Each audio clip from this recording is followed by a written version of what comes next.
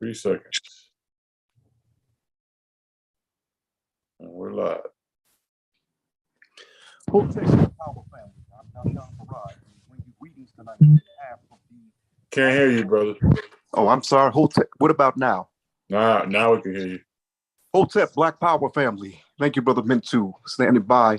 I'm Dashawn Farad, bringing you greetings on behalf of the National Chairman of the New Black Panther Party. He's also the founder of Black Lawyers for Justice, attorney Dr. Malik Zulu Shabazz. Tonight, we're going to be discussing this upcoming weekend's Juneteenth celebration. It's not just a Juneteenth celebration. It's actually going to be a weekend of organizing and strategizing ways to improve and unite the Black nation. So tonight, we're hosting, this particular night, is our pre-Juneteenth Black Power Rally. We're going to be in Mississippi this weekend for 3 days. And we're going to be hearing from several people tonight, including attorney Malik Zulu Shabazz. 1 second, I have my notes in front of me. I want to make sure I have everything on point. We have tonight with us, scheduled to be with us, Nick Basil, Baba Omar Wali, Justice Ullah, Sisters of the Underground, General Taco, Lorenzo Sims, and Brother Najee Shaka Muhammad, Kwazi Asante, Umoja Ajabu, and several others. If I didn't mention you tonight, as they say, charge it, to my head, not to my heart.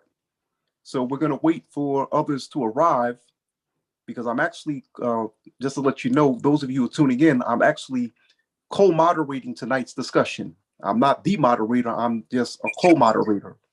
So we're waiting for our other guests to arrive, our other comrades. Let's see, so far, who do we have with us?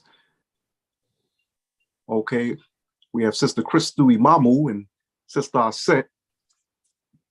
But I'm waiting right now to see who else is going to join us. Brother Mintu, are you aware of some of the other panelists getting ready to join us as well?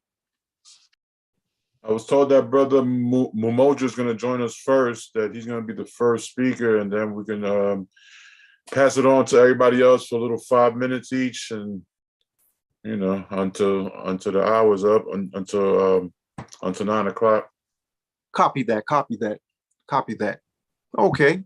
So we're going to get started momentarily. I'm going through my notes very quickly. For those of you just now tuning in, welcome to the Monday night broadcast of the New Black Panther Party for Self-Defense. Oftentimes, this is the Black Panther Liberation School, but tonight, this time is going to be used to bring attention to this coming weekend's Juneteenth celebration in Mississippi. Tonight, we're treating this as the pre-Juneteenth Black Power Rally.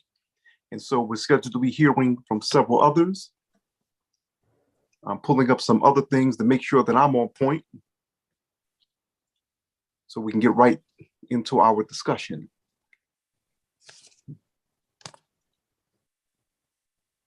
Okay, let's see. Okay, we have several people scheduled to join us. Okay, well, family, just to let you know, the Juneteenth National Black Unity Convention is set to take place beginning this Friday, June 17th.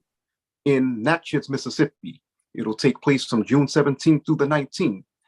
The name of this convention, the Black Unity Convention, I should say, has the theme of Gathering of the Great Armies. It's going to include a town hall meeting, Occupy Brookhaven, Montero Gibson. I'm sorry, I think Gibson, Mississippi, that's the name of the city. They're scheduled to have a legal training and book signing with attorney Malik Zulu Shabazz. That'll be in Jackson. Then on Saturday, it'll be a national self-defense training, registration required. And then the National Gang Summit or Street Tribe Convention and Music Fest. That's going to be in Grove Park in Jackson, Mississippi. Then on Sunday, June 19th, the Gathering of the Great Armies, it'll be a mass assembly. It'll be a Juneteenth Community Black Holocaust Remembrance Festival. And for those of you who may not be aware of Juneteenth, that is a day that has been celebrated since 1867, when the story goes that we're most commonly told is that our enslaved African family, they weren't aware of the Emancipation Proclamation until 2 years after it was signed in Texas. And so people, they weren't sure if we were freed on the 18th or the 19th. So they said, we're just going to say Juneteenth. But keep in mind, as Dr. Greg Carr pointed out. Dr. Greg Carr is the chairman of African American Studies at Howard University. He mentioned that he actually did a tweet, and I actually know him. He did a tweet. He said that actually Juneteenth is one in a constellation of ritual celebrations that mark our very liberation struggles. He mentioned January 1st, of course, which would be the Haitian Revolution, August 4th, varying dates in June, all share that. And in many cases, African people who celebrated one or more knew of many of the others. So keep in mind that although Juneteenth, Juneteenth is the most popular form of celebrating our emancipation, or our physical emancipation, rather, there were various celebrations in which enslaved Africans, the descendants of enslaved Africans, observed. The concern that many activists have been raising since it was signed into law, since as an official holiday last year by President Joe Biden, is that this holiday, just like Kwanzaa, is being corporatized. And of course, we already see that. We see that so far in Walmart and some of the white stores where they're selling Juneteenth products. And so we have an example of white folks profiting heavily off of Black inventions. So tonight we're going to speak about some of that, of course, I'm sure. But we have with us now, we have our brother from Indianapolis, Indiana. New Black Panther Party member, original Panther Party member. We call him our elder statesman. Okay, our brother Umoja Ajabu. Welcome, brother. Thank you. It's a pleasure to be here. Okay, well, bro, we're going to be. Say that again, brother. I was getting ready to talk about all roads leading to Mississippi. We're trying to get to Mississippi. Well, by all means, brother, speak about it. Speak about it, please. Yeah. We've had a situation where we understand that we got to get organized. Breaking up bad. You're breaking up, Elder. This is what from this connection.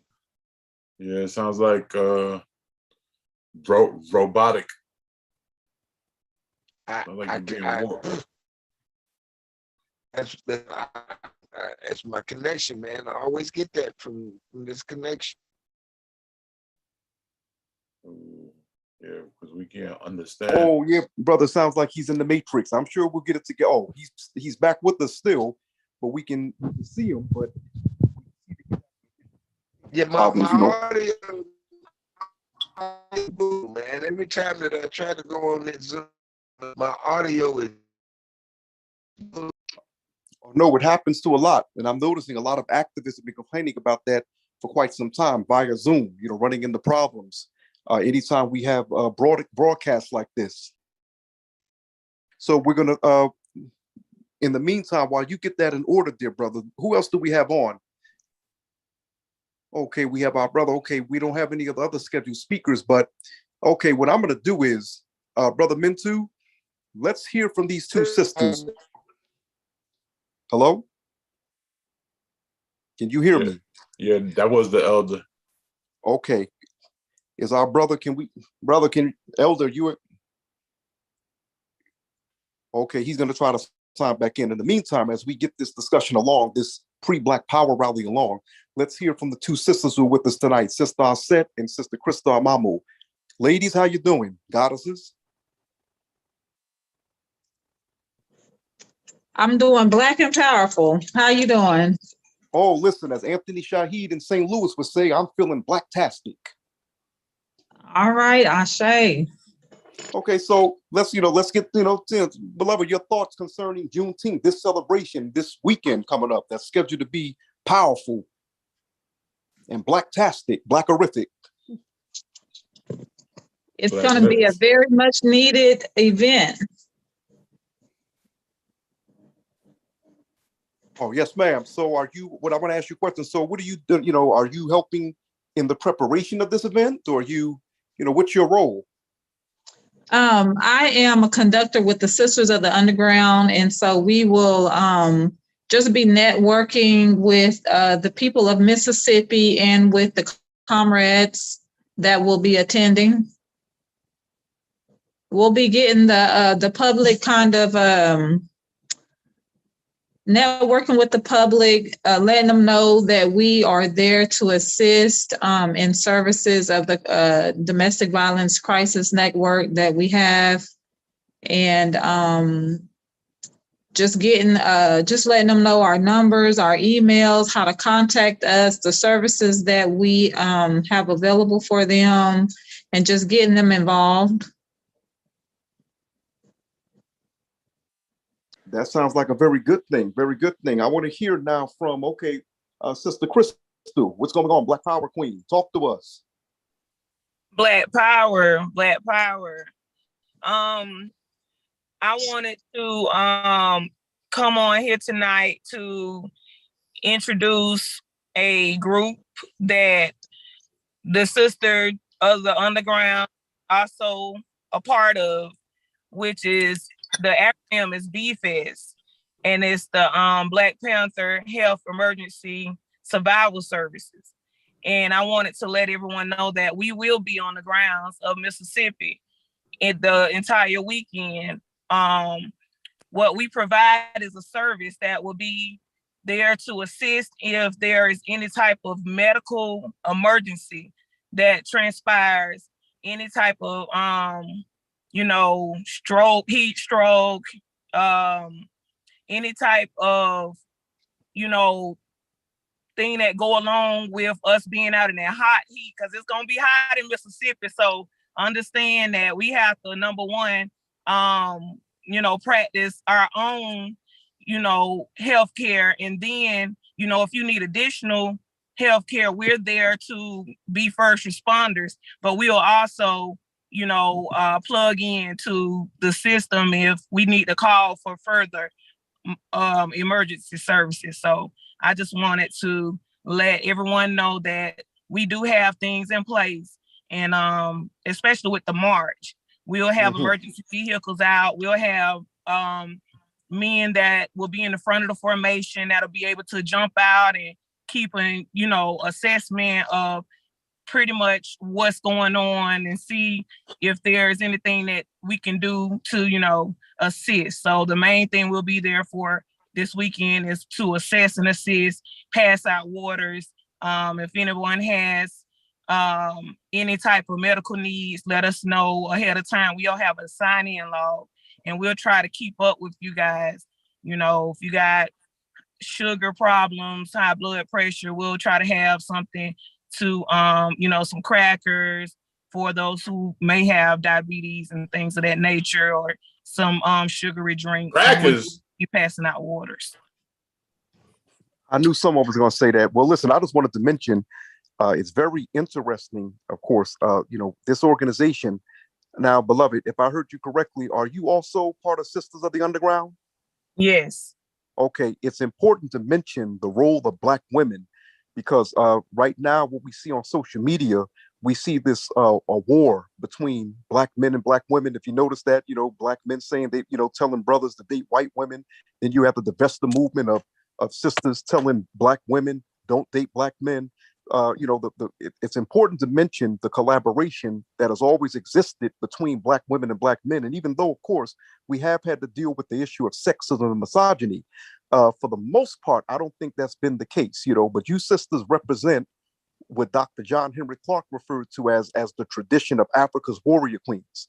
And it's wonderful to have you on board. You're in that tradition of the Sisters of the original Panther Party.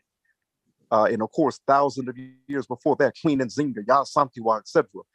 So to anyone that is tuning in right now, and they always say that, quote, the hoteps are anti-women. We have these sisters who are considered hoteps, if you would.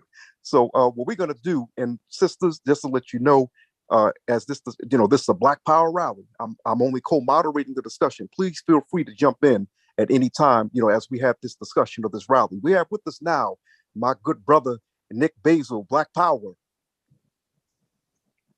Black Power, how you doing? I'm fine. Listen, brother, like I told the sisters, Anthony Shaheed would say in St. Louis, I'm feeling black-tastic and blackerific. Outstanding, outstanding. Well, Nick, listen, brother, you one of our warriors. What's going on. We want to hear your thoughts about this weekend and the concept of Juneteenth. Now, brother, here's the main concern that people are having. Is this going to be more symbolic, or will there actually be solutions coming out of this weekend? No, it's well, I would say there's nothing symbolic about it. But at the same time, people tend to galvanize around certain levels of symbolism. But let me make sure that I make myself clear. This whole situation that's going on over the course of the weekend is not about symbolism itself, but what it is about growth, and it's about development of our people, understanding where we are, where we came from, and where we're headed. From 1865 until now. And that's why you see multiple events lined up for the weekend. But at the same time, people who come in and want to help, we can only help so much. The people there on the ground also have to be willing to help themselves. So that's why you're seeing, the Street Tribe Summit, the Peace Treaty, because the whole point of the weekend is to really stop the violence toward one another. Being able to I don't necessarily say put the guns down, but use them in a different manner, not against each other, but against our greater enemy. And that's the purpose of that. But what we also have to do is make sure that we can't tell our brothers in particular, to give up on a certain lifestyle without providing something tangible for them. We're going to have people there this weekend, specifically that work with people for job placement. We have to go into those communities, not just the whole state, but individual cities and counties, to make sure that we get trades put back into these high schools, right? We have to make sure that our brothers who were previously incarcerated, that it's hard for them to get jobs, we have to make sure that we get those brothers job placement and get them skills to integrate back into the workforce so they can provide for their families.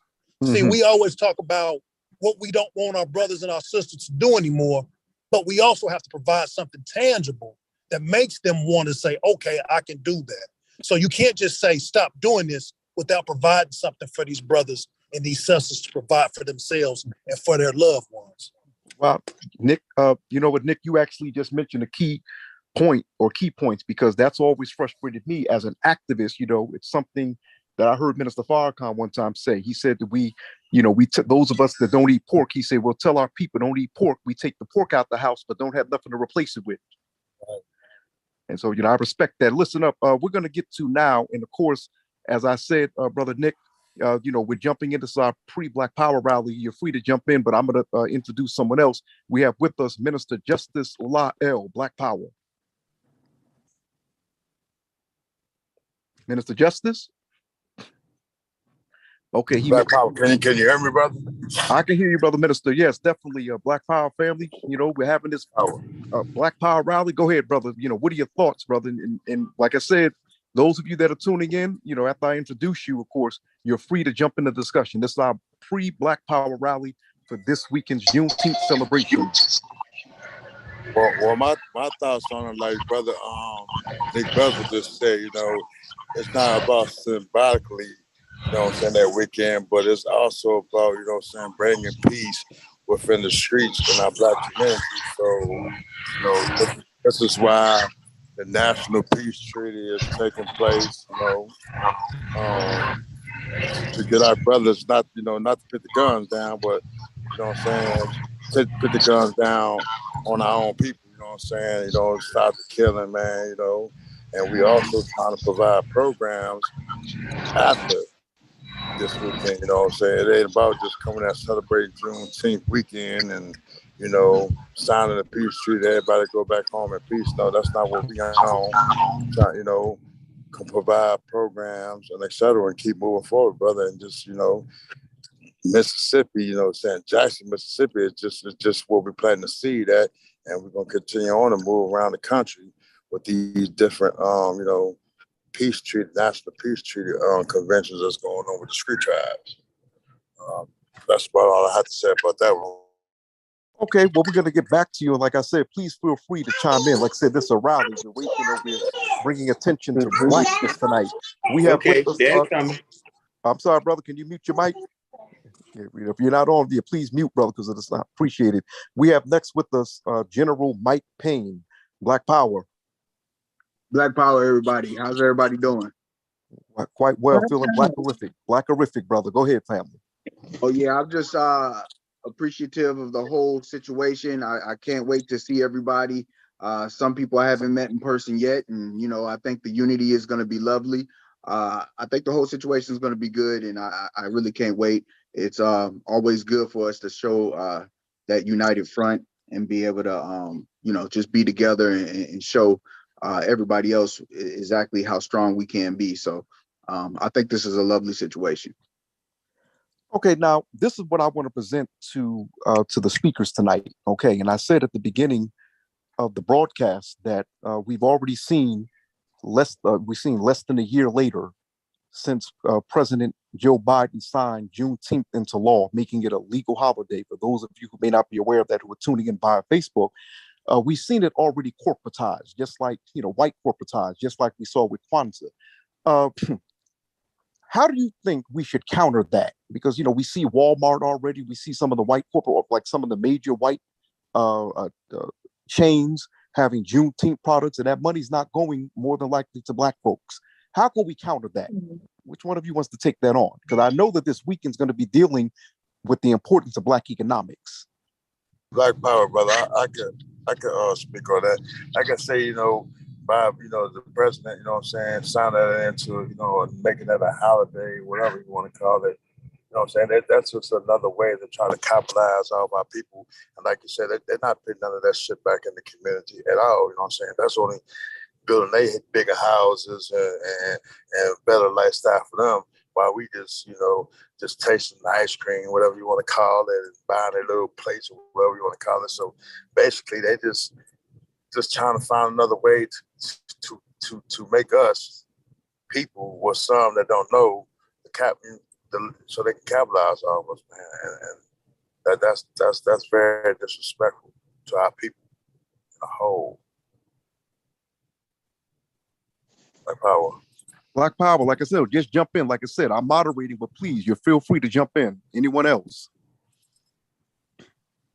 Yeah, this is General Mike Payne. You know, I honestly, I would never say it's too late or anything like that. This is something we should have definitely got our hands on beforehand, as far as with the name and everything like that, and just the whole 9 yards. But being that we didn't, I think we need to do just like any other nationality would do with their events, and really just come out in major numbers, support it.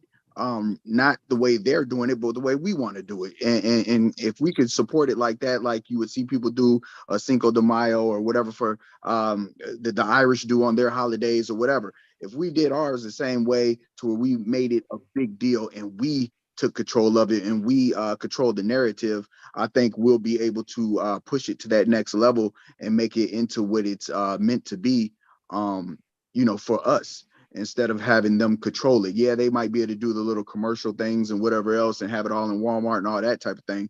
But when it means something to us and our people start coming out for it, then that's going to make a difference. And not just with that, but we need to do that with a lot of other things too, whether it's our flag, you know, the different things you see Black folks put the flags up and the different things like that. We need to have that in our yards. You know, we need to support and really recognize who we are as Black people. I know, of course, everybody on this call does, but you know, just our people in general, we really need to embrace and stop trying to get along with the get along, and just embrace us and our Black skin. You know, and I think that would push it to that limit. Well, you know what, you know, General Mike, I'm glad you brought that up, because what frustrates me, you know, I'm an activist, but I'm also a journalist. So I've literally traveled across the country covering events that our people put on, especially these Black conventions. You know, the Urban Leagues, NAACPs, Congressional Black Caucuses, National Action Network, National Association of Black Journalists, etc. And it's amazing to me that in these arenas or these environments that are supposed to be so pro-Black, when you mention the things that you just mentioned, you know, and you of course, well, actually you were discussing without saying it, Kuja Chakalia, self-determination. You know, they look at you like you're crazy when you tell Black folk, you know, we need to be economically independent. You know, we need to set up our own institutions. You get looked at like you're crazy in these pro-Black settings where most of the people identify or would be identified as being, quote, educated. And I say all the time, it's very sad how so many Black folk look at the concept of economic independence as being something new. Many of them look at it as a, quote, Farrakhan thing or a Malcolm X Black Muslim thing. And, you know, well, we don't want to talk that Farrakhan stuff here. And I've explained, well, you know, you're not reading because Black people have always practiced self-determination and economic independence. So it's amazing how you mention that.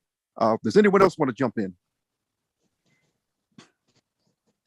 As they say on Clubhouse, we're doing popcorn style, but go ahead. Oh, yeah, well, let me pop in. We got Brother Ajabu. Is my connection any better? Yes, it's better. I hope it doesn't freeze up, brother. You were in the Matrix a few minutes ago. Okay. Well, let's see if we can get out of there. Because I am saying that all roads lead to Mississippi. And all roads lead to Mississippi because we got 10 people massacred, murdered, dead in Buffalo. And if we are supposed to be and we are the armed movement of this liberation struggle, then we just cannot just go and let 10 people massacred, murdered, dead. We can't let it go down like that in Buffalo. And this is, we need to respond in Tupelo. And I've been made aware that the former President Trump is going to have his lump in Tupelo. We need to be talking about how do we organize a response so that we stop things from going down in Buffalo, where we got 10 people dead, massacred, and murdered. And so I want to ask General Mike, and I was hoping that Brother Bezel would be there. How do we coordinate a response and not just be a symbol, but an actual response to where we are the great army that's going to defend our people? Where are we with that? That's General Mike. Yes, sir. Yes, sir. That's a real tough one. But we have to really what we're doing in Mississippi, for one, is a start, because it's showing that we can all come together, but it's going to take more than even just the armies. What we have to do is try, and we've been talking about this for probably years on out, is just to get our people together. And that's the ones that aren't in the gun clubs, not in the Panthers, not, we need the people as a whole. I hear a lot of talk about people saying I'm not my ancestors, I'll do this, I'll do that. Well, the ancestors, the people back in those days, to me, were the stronger people, because they really came out in thousands and thousands. Everybody cared. It was one village. Now, we have certain people that feel like, well, those are poor people problems. And once they get a little money, or the people that are too down, they're hurting so much that they can't even join the movement because they need so much that they don't have time for it. So it's to the point where we have to really start coming together with our skin, and because we've lost our to say we've kind of lost our nationality, or a lot of things are stripped from us, and we've all picked up different things, and now we fight against each other, whether it be between religion, spirituality, whatever it is. We fight with each other over random things. The first thing needs to come is us being Black, and then once we can get that out to our people and get them to really wake up and realize, then we will be able to make these stances. We also have to let them know that we're not scared to go to jail. We have to let them know that. I think they're going to continue to brutalize us and They're going to continue to beat on us, the police and everything like that, until we stand up. They realize that as a whole, we're not trying to die for each other. We're not trying to go out like that. And once they realize that, they continue to do it. But until we stand up and make those stances and at least take the risk on you know, some harder things, you know, I don't see anything really changing, because we have to force them to change the laws, just like any other group of people will do.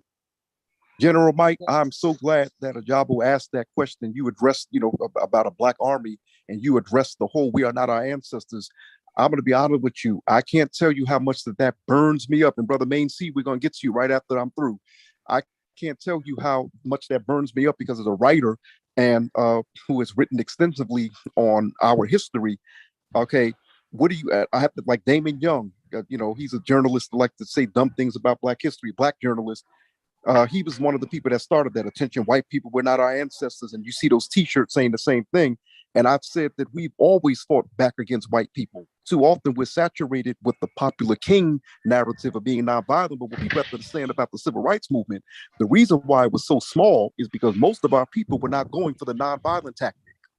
And of course, now the concept of the Black Army that our brother mentioned is that we've always had the tradition of armed struggle within our community. We've had, we hear about Deacons for Defense, but before that, we had the African Blood Brotherhood that most people don't talk about, the Legionnaires, the FOI, et cetera, et cetera. You know, the Black Panther Party came out of that tradition of Black armed self-defense. They were nothing new. Okay, Brother Main C, Black Power, welcome. Well, Black Power, Black Love, everyone. Brother, you on the treadmill? Probably need to be, but I'm not. I'm sorry, no, listen, Main C, I wasn't trying to be funny. You look like you like a... Nah, I am walking. I'm at a truck stop, though, but I'm not on a treadmill, brother. I probably need to be, though. No, I heard one of the sisters laughing, but go ahead, Main C. What are your thoughts?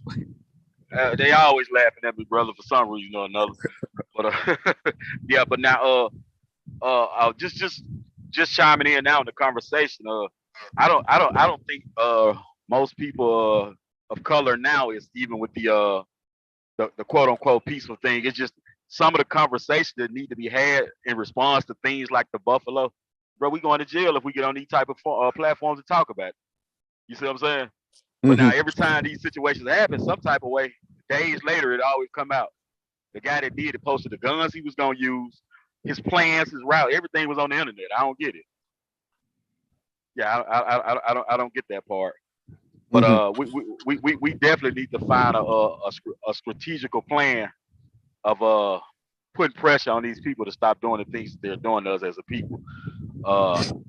That goes without saying. I'm not inciting any violence of any nature on our brothers and sisters to put themselves in that predicament. But we have to have a plan in motion, because right now it's like we got a lot of conversation after the fact, but little to nothing comes of that. And the reason I say that is they continue to do it.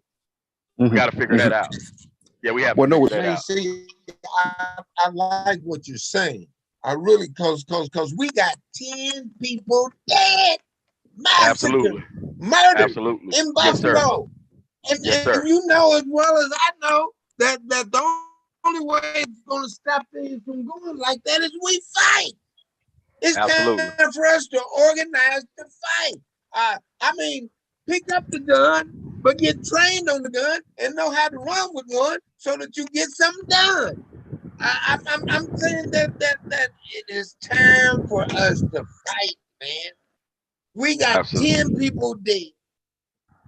It started in 1963 with a bombing of that church. They told us that you could vote. That would change the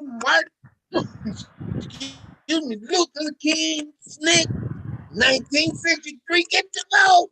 That is stopping. Well, here we are in 2022, and we got 10 people dead in Buffalo. We done picked up the gun, but we ain't shot no one.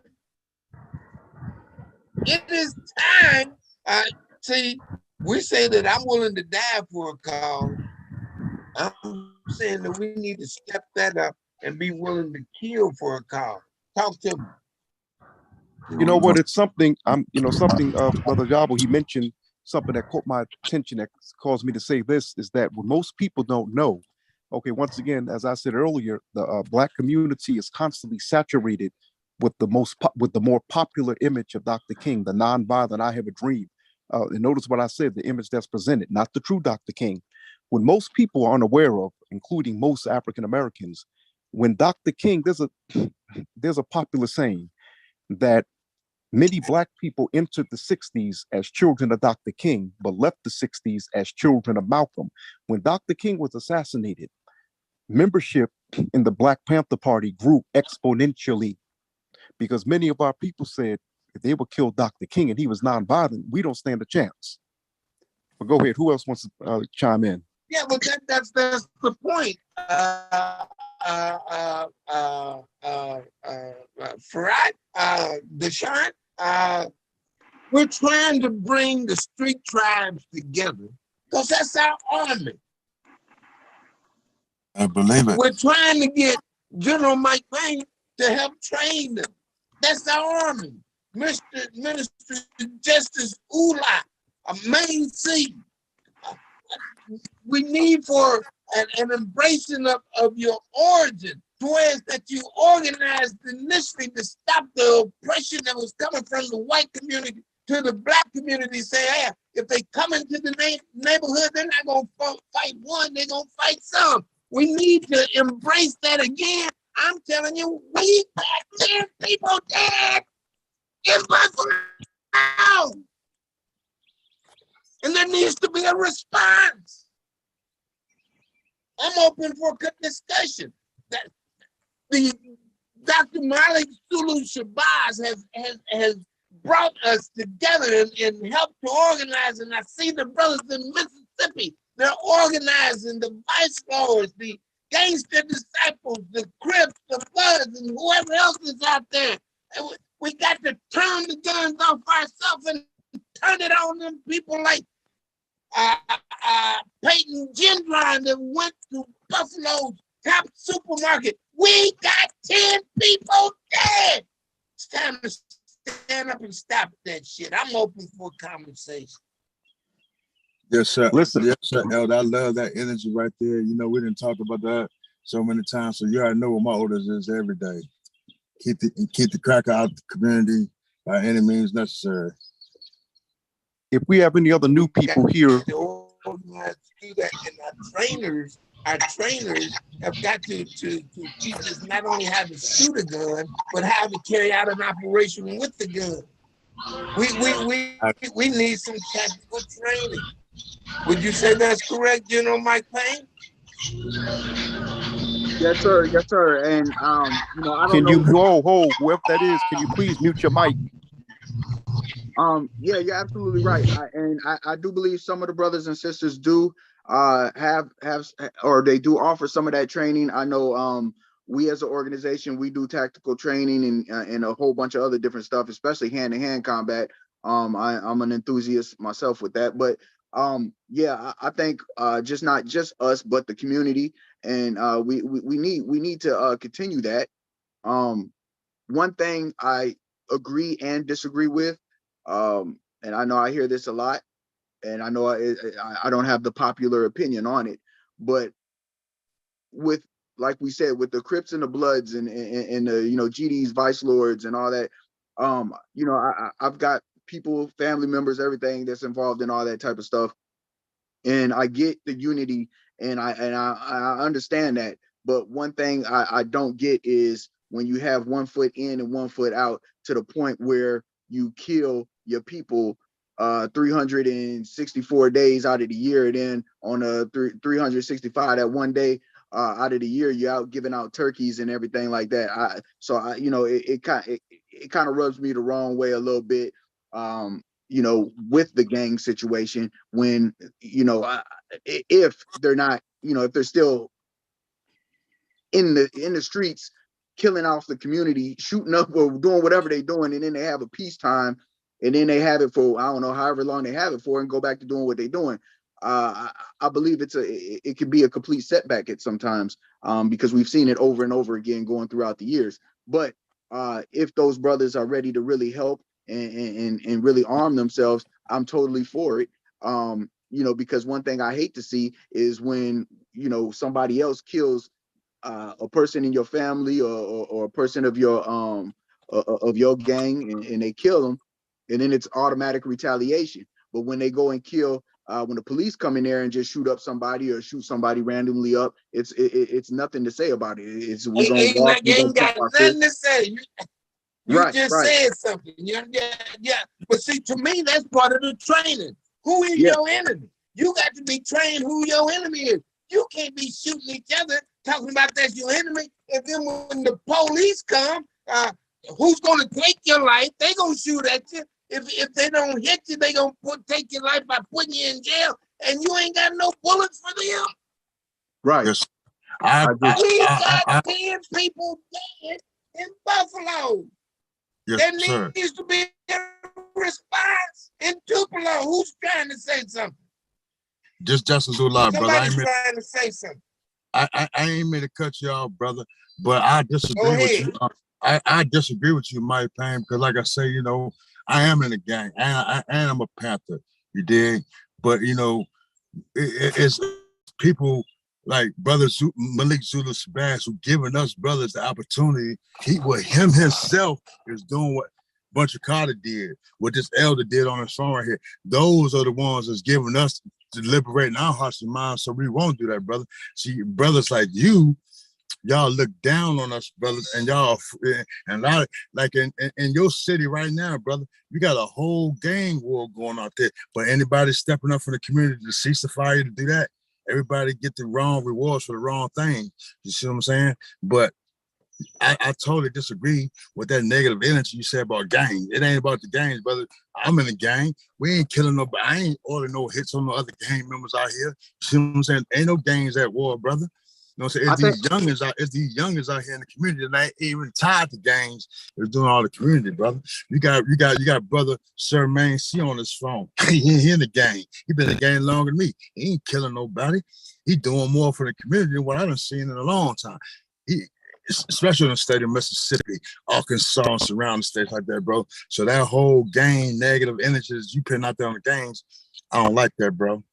I understand, but I'm gonna let you, Mike. I'm gonna let you respond. Watch it. Hold 1 second, Ajabo. Hold 1 second, brother. Ajabo, you hold on, brother. Respectfully, elder, hold on, brother, because we have to get this conversation moving. We don't want to center around this here. I'm gonna let Mike respond. This is how we're gonna do it. Mike's going to respond, then brother, I'm not finished yet. Then Ajabo's going to respond, and then anyone who we have not heard from, they're going to speak. Mike, go ahead, then you, brother Ajabo. Yeah, no, I think you either misheard or misunderstood my sentiments, because what I said was, if somebody has 1 foot in and 1 foot out, if you're doing good for the community, you do good for the community. And now if you out there banging and tearing up the community, then that's a whole different story. So I believe I clearly said that, but yeah, you know, everybody out there doing the killing ain't in gangs, though, brother. Everybody out there doing the killings ain't in gangs, brother. I'm right here. I'm right here in Virginia. Everybody doing the killing, especially in North. They're not in gangs, brother. You got blacks killing blacks.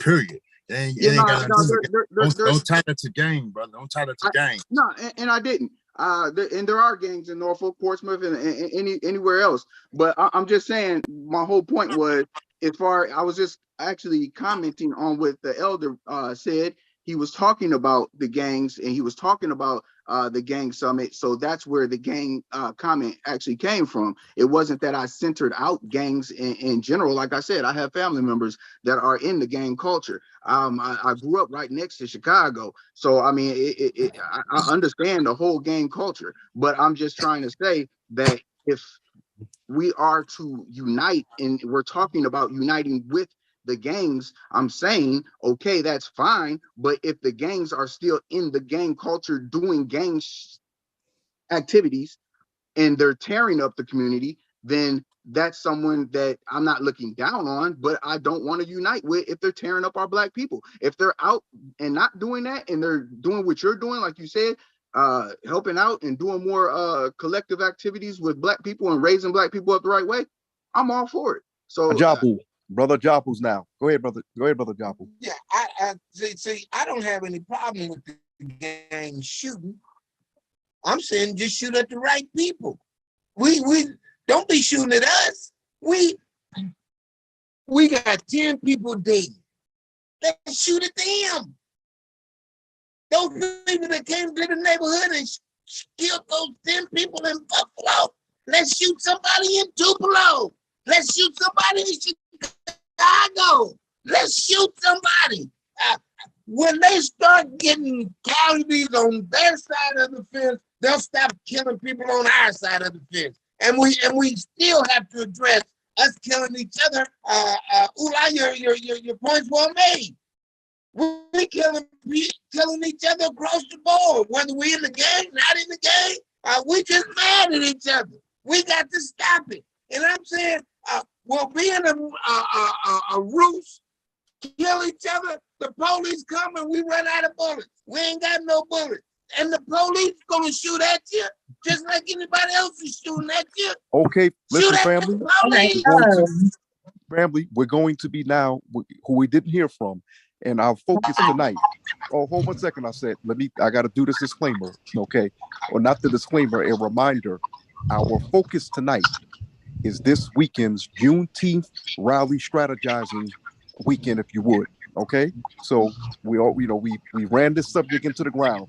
Whoever we haven't heard from, we're gonna hear from them, and then after that, Sister our set goes. Now, brother Matt, who's this? How am I pronouncing this? I see somebody, Marilyn Sims. Is that your name? That's brother. This will be brother Lorenzo. This is my wife. Brother Lorenzo. I'm sorry, brother Lorenzo. Go ahead, brother. Yes, after brother Lorenzo, Sister our set's gonna speak. Go ahead. Well, basically, I just wanted to touch bases on a lot of things that I heard, brother. We most definitely got to, keep the work in with the street organizations because, like, I think there was Brother Farad. Those are our armies. We just need to get those brothers trained up well and understand what we out here for. What the elder brother is saying basically is that we should be tired of seeing these white folks killing our little young men, and all we doing is waving the gun and marching and hollering black power, black love, and black unity, and we ain't giving no response to that. We need to start, when these crackers started killing us, and it's going to be scripture. We need to start going an eye for an eye, a tooth for a tooth, a life for a life, because that's the only way we're going to be able to stop this Peckerwood. All this talking we doing, the yabbing and jobbing all over these Zoom calls and all that, that's not going to get it. That's not going to get it. We're going to put these boots on the ground and mean real business. Now, if that would have been my child or somebody else's child that I knew, quite sure I'd be glad to go out there and handle my business. But we have kids that's dying every day in these streets, and we're not doing nothing. Nothing. All we're doing is what we're doing right now here, arguing. So at some point in time, we're going to have to return that favor to this cracker. So we might as well just get ready. We might as well get ready for that. It's going to have to be a war in order for us to get where we want to get. In order to get liberation and salvation for our people, we're going to have to shed some goddamn blood. And it just point blank. We're going to have to shed some blood. So we might as well get these street organizations, get them lined up, get them organized, get them trained up, and get them ready to goddamn let's go to war. Because we're all at war. We just ain't fighting back yet. We're at war. That's right. We ain't fighting back. We just getting killed in the streets, slaughtered in the streets every day. But we ain't doing shit but talking. We ain't doing it but talking. That's right. We got to put our scrap on and be ready to fight. We got to get ready to fight now. It's time out for talk. We got to put some work in, real work. I'm talking about real work. And the only way we're going to wake our people up is that we got to show them that we're not afraid to fight this cracker. We got to go out and fight this cracker. We're not going to get no liberation, waving no flag, waving no gun. We're not going to get no liberation like that. We're not going to get it. We're going to put in some real work. I'm talking about real work. We're going to put this cracker ass to sleep. He putting us to sleep every day. Like the brother said, it's Tag dead up there in Washington right now. In Buffalo right now. We ain't did nothing but had a press conference. How many more press conferences we going to have? 10 more might be shot tomorrow. What we're going to do, call another press conference? Time out for press conference. It's time to put some on this cracker ass now. And I'm glad y'all come to Mississippi, because when you get to Mississippi, we down here for real. We ain't down here to play with this cracker. I'm not anyway. We're not going to play with it. We're not going to continue to let this cracker kill our kids and we sit back and don't do shit about it. We got, like the brother Mike Payne said, up on the time, we got to show this Peckerwood. We ain't scared to go to motherfucking penitentiary for our kids. We got to do that. We going to have to do that. That's the only way that's the only way they're going to understand us. They're not going to understand us by Zoom calling, by throwing up the flag, marching, black power, black love, black unity. Then we all go home and go to sleep. Then tomorrow we wake up, we got 15 more dead. They look at us like a bunch of suckers, man. So we gonna have to stand up. We're gonna have to put this crack on the sleep. Ain't no other way around it. Black power, black love. I'm through with it. Sister Aset, go ahead. Aset, go ahead. Okay, I just want to know, when are we gonna start flooding the neighborhood and finding, with solutions? Because that's one thing I don't see in our communities is with the solutions that we come up with. We need to be flooding the neighborhoods, talking to the Black communities about what we need to do, how to move forward. That's something that I don't see. Growing up as a child, everybody came in our communities flooding it almost every day of the week with their whatever they wanted us to do. And that's what we picked up on. And that's what we still doing to this day. But I don't see us as a Black Black whole going into the communities, with solutions, having meetings, consistently. I said, I want to know, isn't that what this weekend is supposed to be about? Yes, but I'm saying consistently. Mm-hmm. People come in our neighborhoods weekly. Every Wednesday they come, teaching us about the Bible. Why are we not in the community teaching our people about our origins and what? Because we can't move on unless we understand what even happened to us.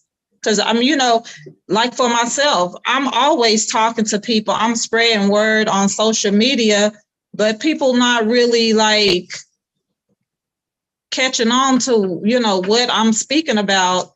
I just feel like maybe if we go in the community and they see us as a person and as a whole, that's just something that I'm saying, because I've seen other people do it and it seemed like it's worked. Mm-hmm. Why we can't do it? When somebody like you say, the 10 people that got killed, yeah, we'll go in the streets in March, but then what after that? You don't see nobody. When we go we'll go there and meet up, and then after that, then what? It needs to be weekly still. That fire needs to be still in us to keep consistently doing that. Okay, I said we're going to get back to that, but I want to join. And you actually made valid points. I said, just to let you know, that seems to be the common theme of a lot of activists and a lot of Black people, the consistency. Is it a feel-good moment that we're having? Is it strategizing? Are we going to be laying out an agenda that will last, etc.? So you rose a good point, but I want to introduce now Brother Andrew Campbell. Brother Andrew, are you there? I am. Okay, Andrew, please, for those of us who may not be aware, you're the president of an organization. What's your organization? Jackson Association of Black Social Workers. Okay, and you know what? A friend of mine just the other day had got an award from the Newark, New Jersey chapter. Yes. Okay, so now I'm very familiar with your organization. I think we all are very familiar with the Organization of Black Social Workers. But okay, brother, you as a social worker, this weekend coming up, first of all, what role is your organization playing in it? But why is this important to you as not just as a social worker, but as a Black social worker? And after that, we're going to get to, I want to hear from Brother Patrick, because he's been waiting patiently. But okay, go ahead, great. I won't be long. I'm from Jackson, Mississippi, and basically, the social workers, basically, they are a profession, and basically, lots of times, professionals don't like to get their hands dirty. And so, me being a community activist, I've been a community activist for over 20 years, and I took on the role as a president so I can make sure that a lot of my colleagues who are professionals can have a more of a paraprofessional mindset when it comes to a lot of issues that's dealing with our community. So a lot of times social workers, especially the ones who become master level and become therapists like myself, they get very comfortable with just being a therapist and doing therapy work, counseling and things of that nature. But what we're going to do is get them out of the office and into the street and get them back to social justice like they started back in 1969 and 1970. So we just want to make sure that this Juneteenth weekend is an opportunity to not just be proactive as far as having a conversation about what the change is, but getting a lot of professionals and paraprofessionals on the front line, just like my brothers, the Black Panthers and all those other organizations who have those grassroots organizations that are really making an impact. So basically, I got invited on the call to make sure that we actually put forth the effort of Juneteenth and have a continuous conversation afterwards so we can have some prescriptive solutions with professionals and paraprofessionals who actually are dealing with our Black families on a daily basis. Thank you for letting me share.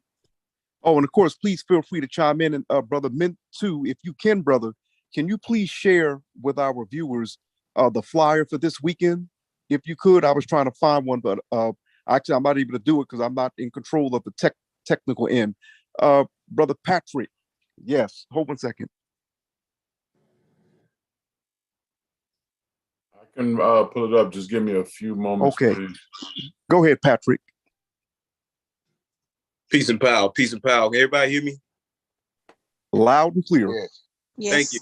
Thank you. I appreciate you all. Been sitting here, man, just listening to everything all the brothers and sisters are saying and internalizing and taking everything in.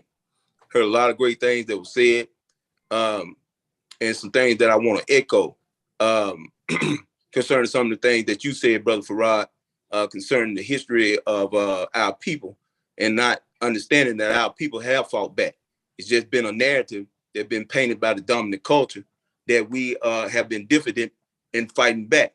We got a whole compilation of history that was done in Mississippi by a great brother at Georgia State University, professor from Mississippi named Akinyele Umoja. I hosted a summit for the last 5 years here in Mississippi. He was the special guest. He wrote a book, if y'all can see it, called We Will Shoot Back, Armed Resistance in Mississippi. And what it tells is our narrative.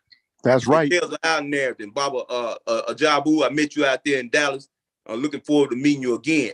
But just to give validity to what you were saying, Farad, was that we will shoot back.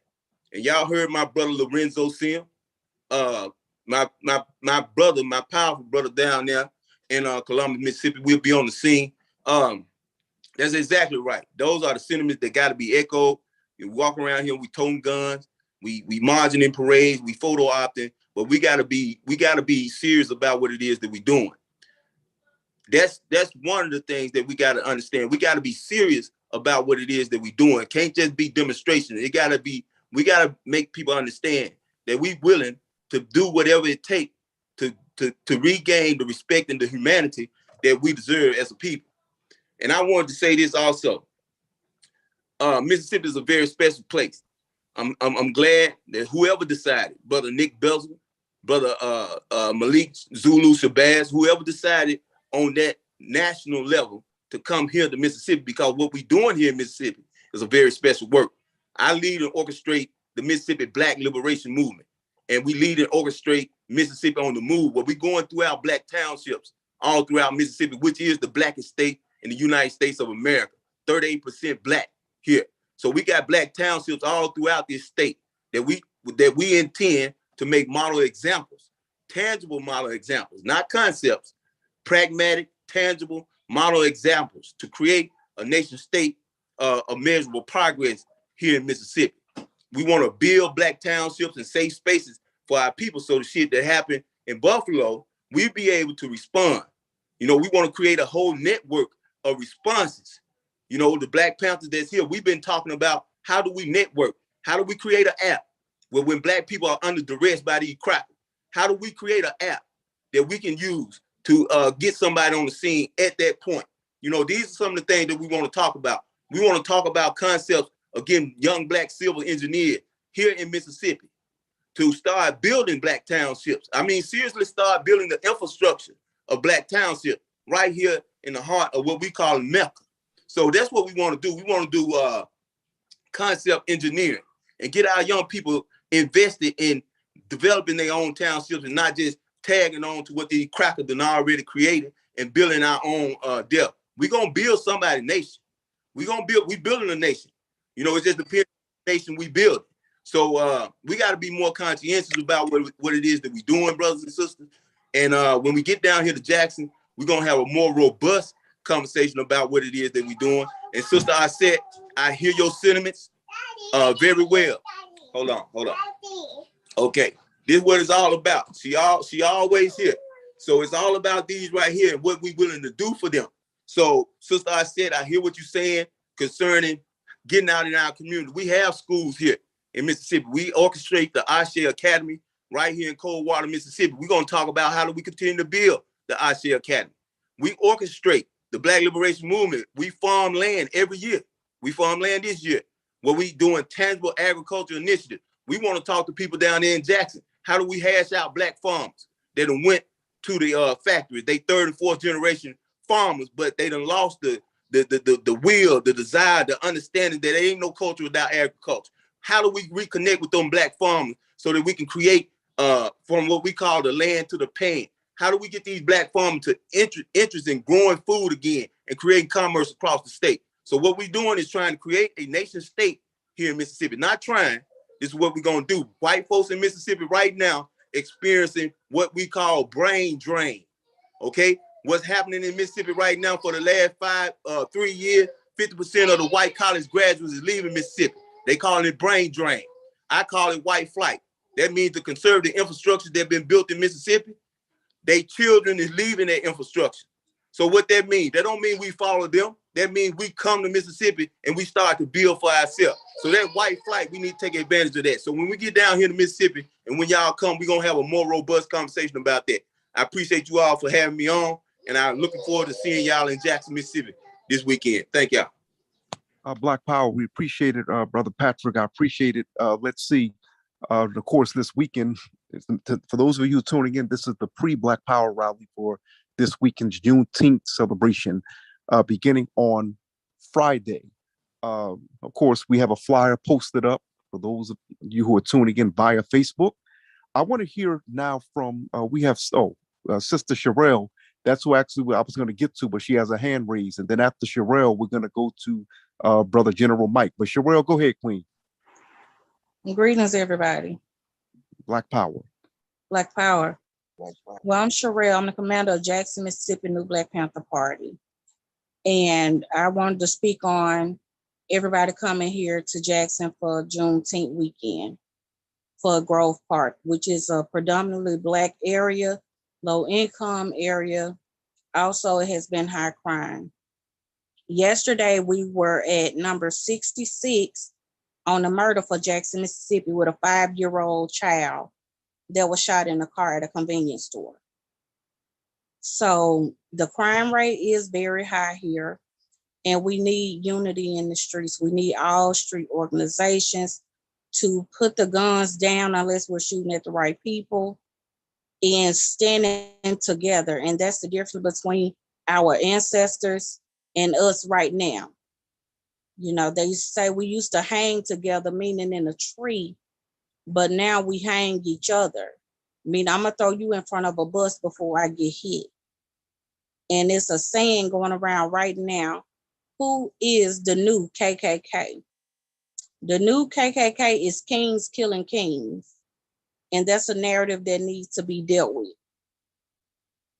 For sure. Because I'm tired of seeing Black brothers gone and Black sisters gone at the hands of a Black king. And we also have to get a hold to this mental health issues that we have here. And that's something that will be addressed for Juneteenth weekend. We will start with asking each other, how is your mental health today? Because mental health is very, very important. And it's something that has to be addressed. And most Black women, just like Black men, we are ashamed to say how we're feeling in that moment. You ask a person how they're doing, they're going to say fine because they want you to leave them alone. Then they turn right around, walk away from you, and go shoot somebody. So we definitely have to get our people in order and start fighting for our people, not fighting our people. So Juneteenth, I hope we all can come from all over the United States as one collective and speak of nothing but unity and be unified together, no matter whether you're original Black Panther, a new Black Panther, NAGA, whoever you are. We have to learn how to stick together, put our differences aside, and keep it moving with our boots to the ground and standing for our people. If we can't do that, we don't have anything, and we might as well tuck our tails.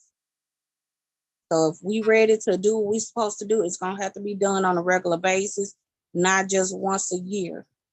It's gonna have to be repetitive, even if we just go to different states and stand together once a month and do something and let them know, hey, we are still here. And you see, we're unifying and we're putting our differences aside. That's what we need the people in the streets to start doing as well.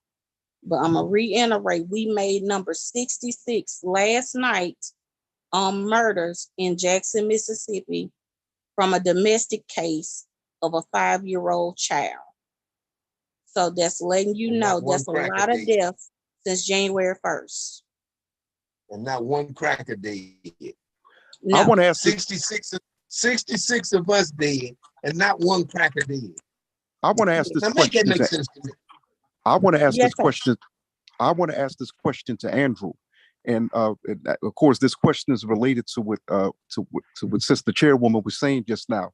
Brother Andrew, brother, do you find in social work that when it comes to Black suffering, definitely in your profession, people seem to be neglectful of Black suffering? Like, in other words, say if, when we're killing each other, it's okay, but as soon as, say, for example, like the whole drug crisis, okay, it's we get locked up for crack, but then as soon as white folks start getting addicted to opioids, they get counseling and get sent away to nice group homes. Do you find that to still be the case, or?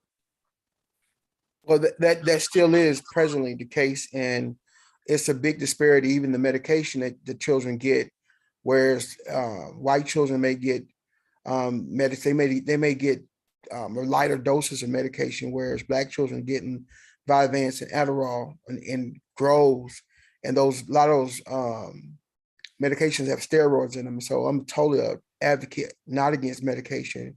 So the doping up of our children is a massive, and we need to come up with a better approach, especially when you're talking about the drugs. In the white community, they do have a lot of things established for them. Then we tried to actually, they made an attempt where we had some called MyPack services, Mississippi Youth, where you would get the MyPack services. They'll have a wraparound services where they wrap around the community members to that particular child and their family. But that funding for that, it was so successful that it actually they stopped the funding a year ago for it, because it was the same type of therapy that white children were getting. And I call it the Mercedes-Benz of counseling, because you're seeing the child twice, 2 times a week, plus you got a peer support specialist. You have a whole team of people who wrap their stuff around that child, and some model to where you're not just having people volunteering, but you're paying people. And so they have a better buy-in, and you do it for a whole year very intensively. So I propose with some of my colleagues and also different community activists that we can do the same type of model. We just have to make sure that the funding is not the main issue for why we're doing it. A lot of our children are having a lot of issues when they run away, especially teenagers. In our community, suicide is real high. Suicide attempts, suicide ideations. So we're gonna have to take a better approach from a community standpoint in dealing with these issues. And because, like I said, we have a lot of paraprofessionals and professionals in social work and psychology, but they are out of touch and out of tune with the community. And that's why we have to take more of an activist role and to bridge that gap. And a lot of times when people see the guns, or they see the Black Panthers, or they see the Muslims, their stereotypes and the miseducation about these organizations have been so ingrained into their minds and their psyche. And it's almost like a more of a cognitive dissonance approach when you're dealing with people that are very uneducated. So this Juneteenth is going to be not about education, but it's about awareness about what the Black Panthers is and what they mean. And they're not a threat, but they're a help, to help a hand up instead of a hand back. So we got to find some way strategically to get these entities together at the table so that we can have a more cohesive direction in solving our problems. Thanks for allowing me to share.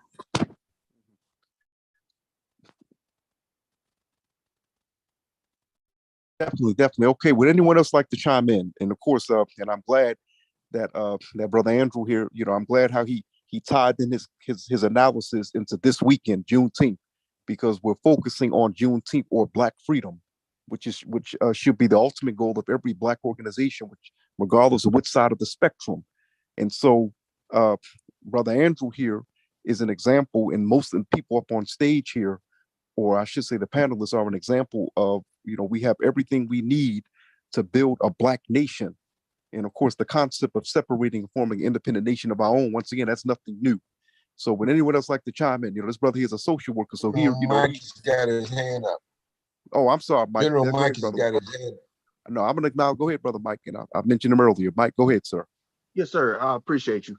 Yeah, I just want to go over also with the Queen. I said, I think it's very, very important, and I don't want that to just go by anyway unnoticed.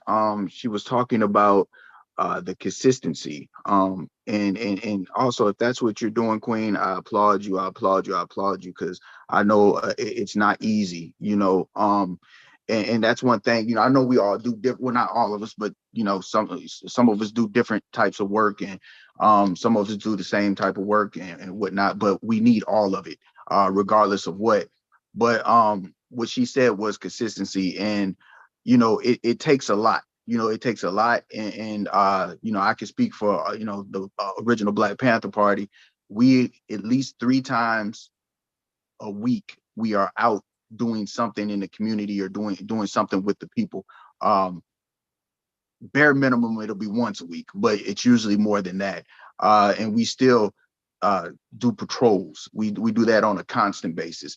We just taught a tourniquet class for the people in the neighborhood. So in case something does happen, these are things we need to be first. We got to jump on it, and be able to prevent things that happen. So it takes action.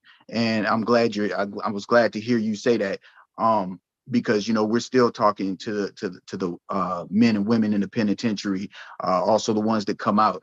They need to be able to set them up with jobs and things like that to make the community better. Also speaking to the different people in the gangs and things like that. We do that on a regular as well. All those things, going to the school board, because we have problems with this school to prison pipeline and different things, disparities with our children in the school. So yeah, if those are the type of things you're consistently doing, I really applaud you, because it does take a lot of time, a lot of effort. And yeah, you're not the only one out there doing it. Just to let you know, it's tough work, and I applaud you on it. Oh, I see you. I follow you on social media. So I see, I do see a large group of people out in the communities, doing things and stuff. And I applaud you as well. I don't know how I found out about you, but once I seen you, I started following you and started seeing your work as well as others. I was just kind of just making a suggestion that, just more consistency and flooding. Because I know sometimes we have our big events, and then, we go home and nobody does anything. No one collects emails or phone numbers, reach out, even just I just recently relocated to another city. So I don't know all the neighborhoods.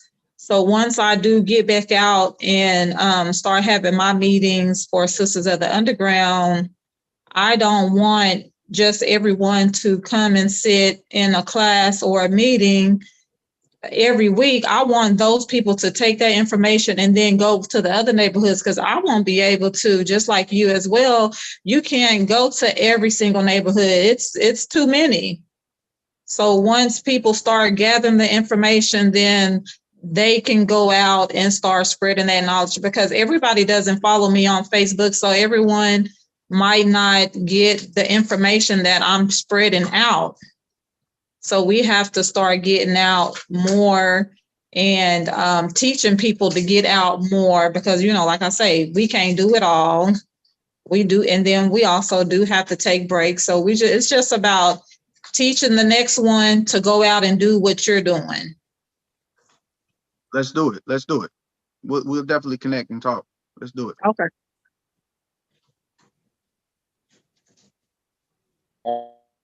Well, See, family, of Desert course. Eagle is on. No, well, family, of course, as we said, that even though I'm helping to moderate the discussion tonight, please feel free to jump in at any time. You know, our focus is this weekend, Juneteenth weekend. Tonight is our pre-Black Power rally. And we're hearing from some of the country's most prominent Black activists, Black nationalists, Black Pan-Africanists, freedom fighters, et cetera, et cetera. And tonight we've heard various sides of the spectrum, but it appears that everyone in this broadcast or at this rally is dedicated towards the freedom of Black people in America and across the world. And as Dr. John Henry Clark stated, Pan-Africanism or perish. Anyone else like to speak? Because we're going to move this rally along right now. I'm feeling black-tastic tonight. Bring Desert Eagle. Bring Desert Eagle on. That's right. Brother, Desert why Eagle. are you coming to Mississippi? Black Power. Black Power. Also, I think I heard someone say something about going to war or when are we going to fight back?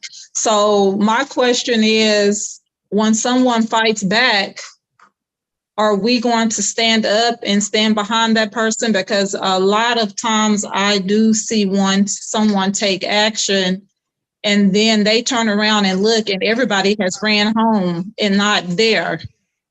Because I've been in a 2/8 march and I've stood by hundreds of people and, you know, we shout Black Power and we gonna do this and we gonna do that. And then when someone do it, where are all those soldiers that was just standing by that person that said we was ready to go to war? So that's just another thing that concerns me is they need to be trained, Seth. They need to be trained. And when it popped, that damn it, we need to pop back. I'm saying I'm sick and tired. I'm sick and tired of us being willing to shoot each other and not being willing to shoot back.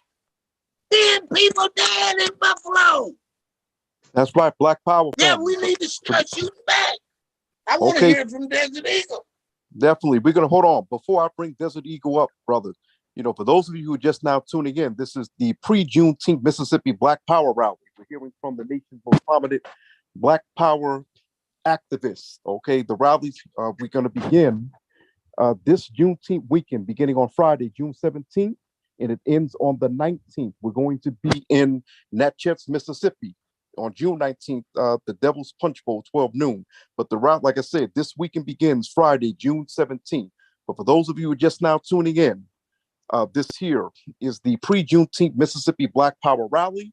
And as we move on in our discussion, I'm going to give out certain numbers for people who are tuning in via Facebook. If you would like to know more about this weekend's events, please text area code 202-699-1046, 202-699-1046. Once again, that's 202-699-1046.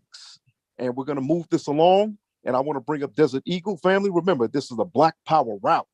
So, okay, so we don't want to get into endless debates and go into circles. You know, right now we're focusing on this weekend and Black liberation. Desert Eagle, Black Power. Black Power, everybody. First of all, can you hear me?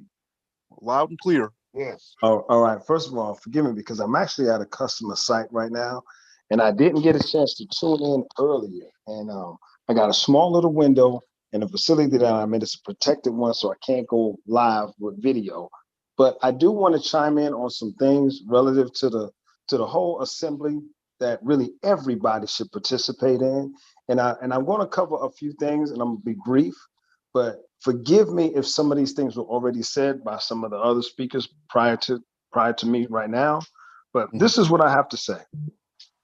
It is clear we all understand that we have a litany of issues, concerns, and all of this stuff going on within the movement. But it is pertinent and absolutely necessary that for a time such as this, that we need to show the people that we are not counted out and counted down, that we are a movement that they can truly count on. I've heard within my own organization, some of you have heard it within your own, there is I guess you could say, a disappearing morale. That for the reason such as this, many people are questioning Why should we even do this? What is it going to do? What is the post gains from us going ahead and doing this? And see, my brother Nick Bezel said something so poignant in the last meeting that we had, is that people have to understand the militarized protocol and importance of this assembly. This is more than just a capability statement. This is I can't even put into words what it really is, but it's like, if we don't do this, the state of affairs of where we're going in the future could be very dismal. I'm not saying that this is the says all that ends all, but for such a time as this, everybody need to put their secondary concerns aside and move to the primary call of duty, and that is just to be there. We just need to be there. We need to come together and show our people that, you know what, diverse leaderships, diverse personalities, diverse dialects, north, south, whatever. We came together for such a time as this to show our nation, our people within this nation, we are here. And not only that are we here, but we getting together so we can formulate a plan that, guess what? We're going to start, well, let me choose my words wisely. Let's just say that this is a time for true change. And we all understand what that means. There needs to, as they say, call and response. There needs to be a certain level of ethic of self-value that we show ourselves and the ops. That, wait a minute, we mean something. Black Lives Matter ain't just a hashtag or cliche. No, we live by that. Now, some may say, well, we're not Black, whatever. You're melanated, Aboriginal, Indigenous, Black, African American, Afro American, Negro, whatever adjective you want to affix yourself that denotes that you have been the bottom class in this thing, it's time for you to get together to say, no more. No more. I stand with my fellow brothers and sisters in this cause, regardless of what flag they wave, regardless of what war cry they put out. We are together. We are assembled as one. Now, it makes no sense why we cannot get together, put the coins together, group ride share, whatever you got to do and get there. Just get there. It's a well organized, well thought out event. I got shout out to my brothers that put all of this together. You know, these generals at the top, Nick Bezel, Babu, Malik, you know, the brothers and sisters in Mississippi. I don't know all of their names, but putting this all together, like, this is important. This is a 3-day affair with training, summit, and also two-way representation. And at the end for get together for all of us, just to barbecue and boogaloo, just have a good time with one another in each other's presence. It ain't shuck and jive. This is serious. And so Brother Desert.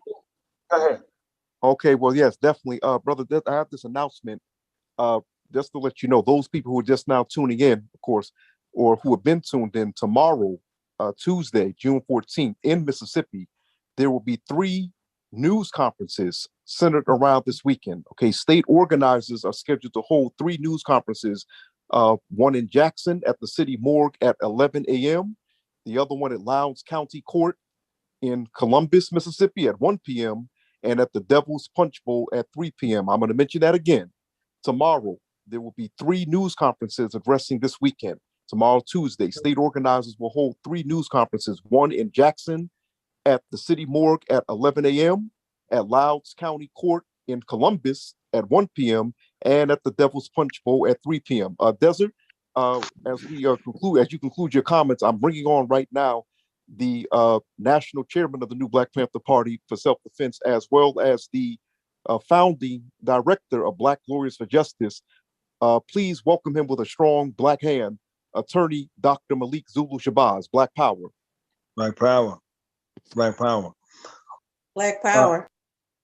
Malik has become a good brother and friend of mine. Though we joust at times over perspectives, we definitely agree on the common goal for our people. And I stand with that brother in cause and in the movement.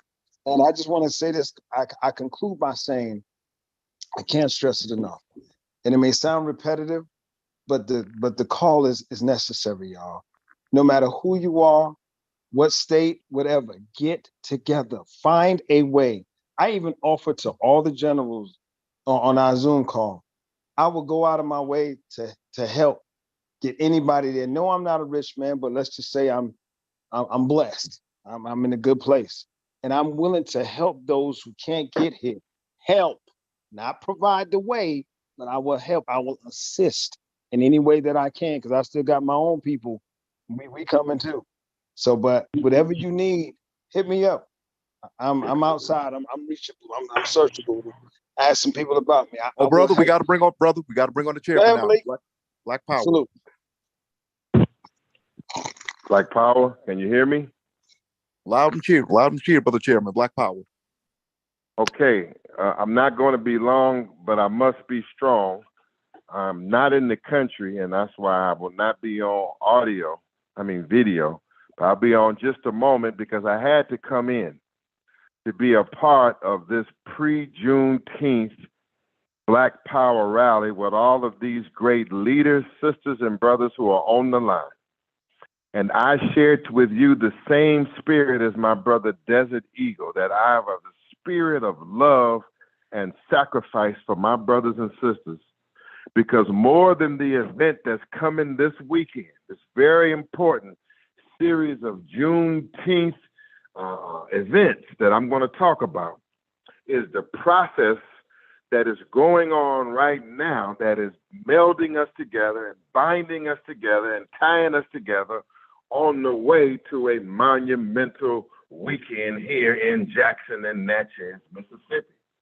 So yes, as we head to this historic Street Tribe Summit with Vice Lords, Almighty Vice Lord, Conservative Vice Lord, Insane Vice Lord, all the Vice Lords are putting down the division and stepping as one. And all of the new Black Panthers, this Black Panther and that Black Panther and the next Black Panther, putting down the divisions and will stand as one in Grove Park, Jackson, Mississippi. Very important as our people are being massacred around the country. Babies are being attacked over here in Texas. Our babies' lives are being threatened. Nowhere is there safety on the streets, anywhere in the bounds of the hells of North America. Before we get started to ask the question, why are we gathering? The question is it even a goddamn question? Is it even a question? We are the last hope for Black power in the bounds in the hells of America. We are the last hope that Malcolm's vision will live. The last hope that Garvey's vision will live. The last hope that Huey's vision will live. The last hope that the best of Farrakhan's vision will live. The last hope that Khalid Abdul Muhammad's vision will live. And we are the last hope that your vision will live. That what you've given your life and your time and you suffered through pains and agony and hopes and disappointments.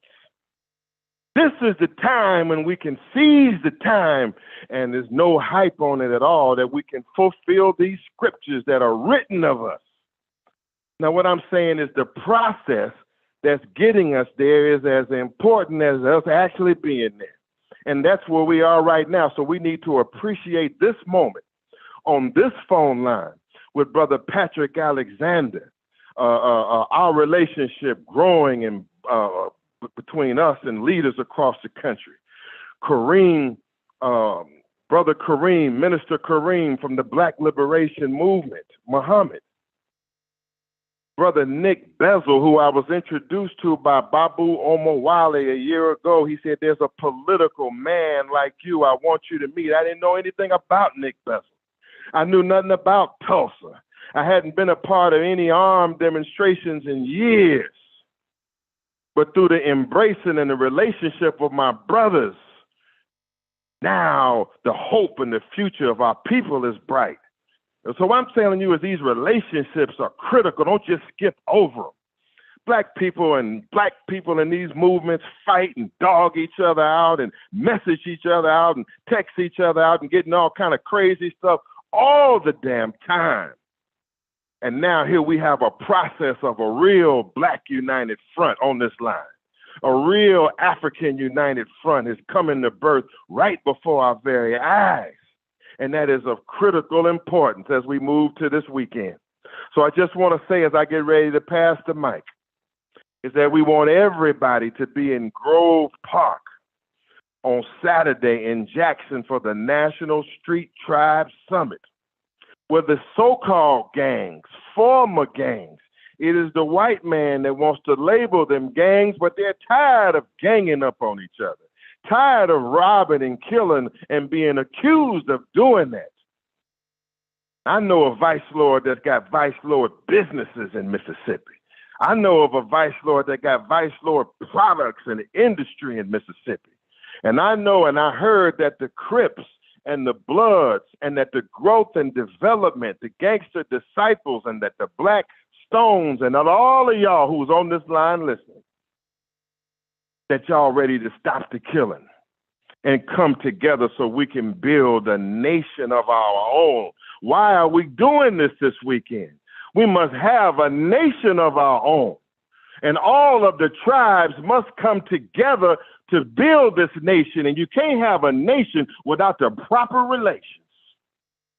And we got the proper relations from the different organizations on this line and coming into this city. And this is where history can be made. There's a national training Saturday near Jackson, Mississippi. National training. Contact your local commander or text 202-699-1046. There's a national self-defense training, and I have bent over backwards, and we have bent over backwards to bring you the best defense trainers that can be found anywhere from Buffalo to California, from Texas to Florida, anywhere in the United States of America. Show me a better lineup that'll be there training. I'm talking about Brother Amun. I'm talking about General Amun Tekala Imhotep, that tactical trainer from Anubis. I'm talking about Kwasi Asante. I'm talking about the brilliant trainer from Delaware.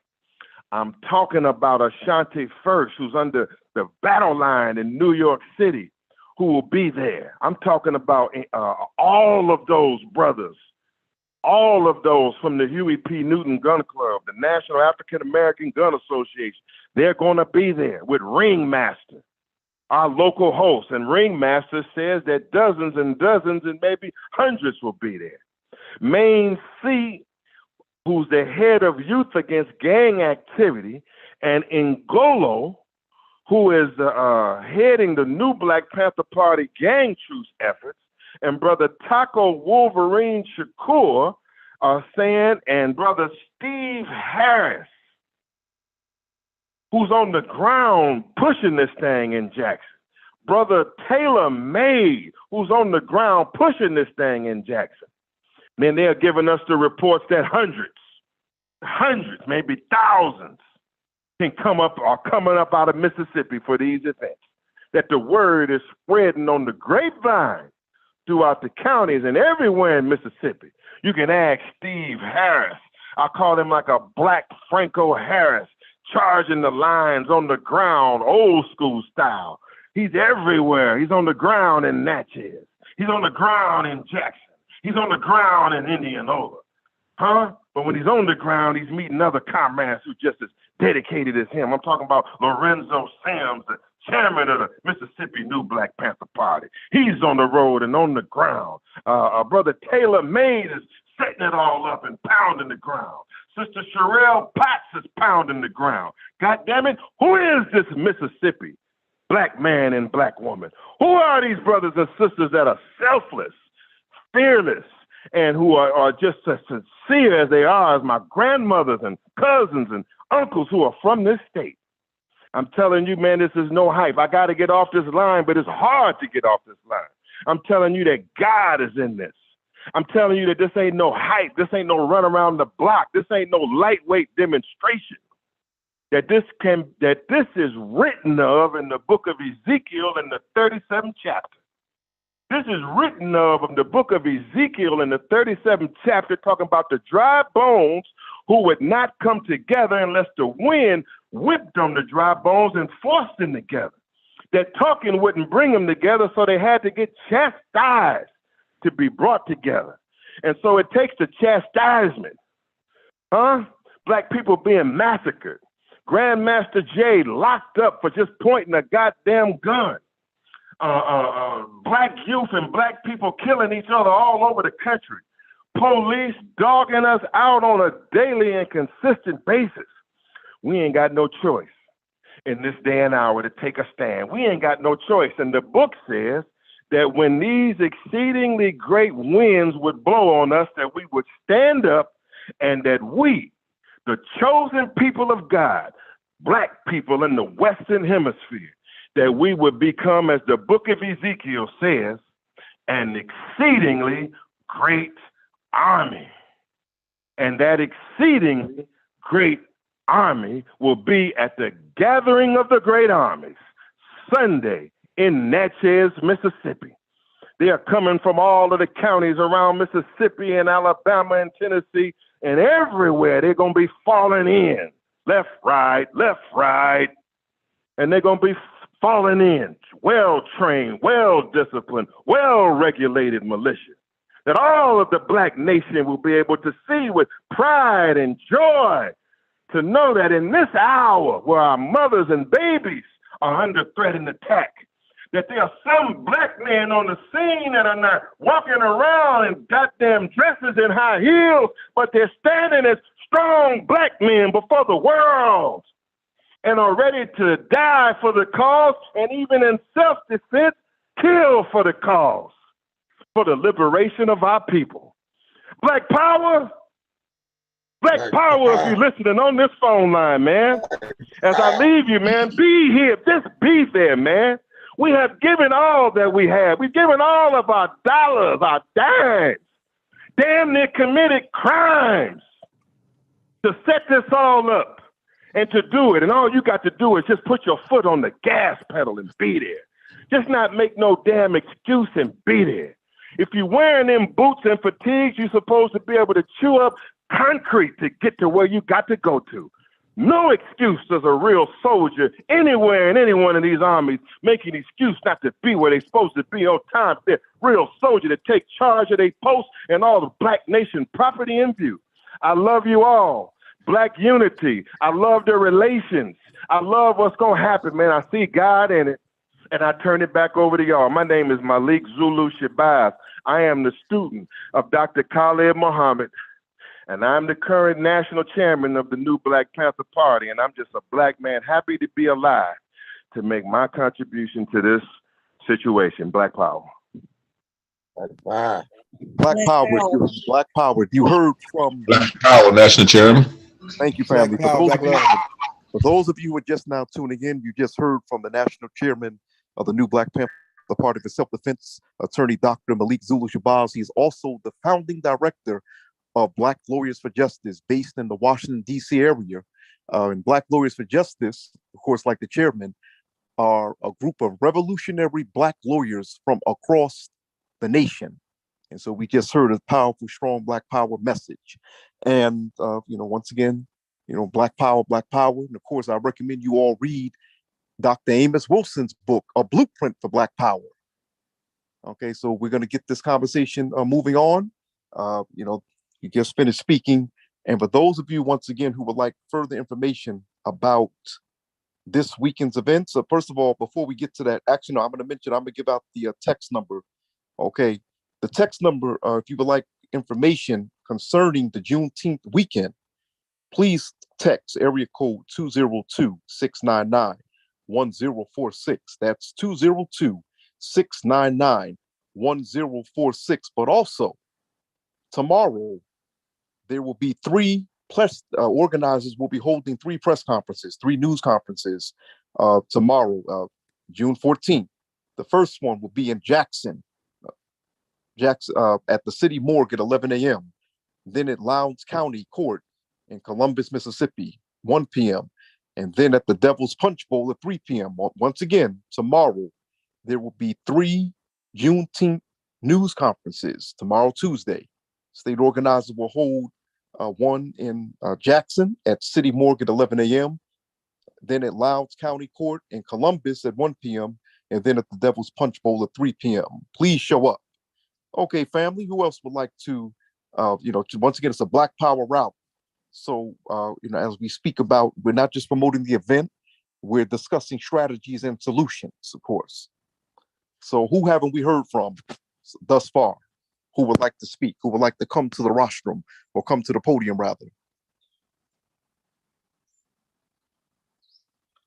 I'm sorry, Brother General Mike, you trying to talk? Look like your lips are moving. You trying to talk? What's going on? Oh no, I'm good to go. I got another call I got to get on soon, but I definitely will see you all in Mississippi and Black Power, and I appreciate this, and let's put the action together.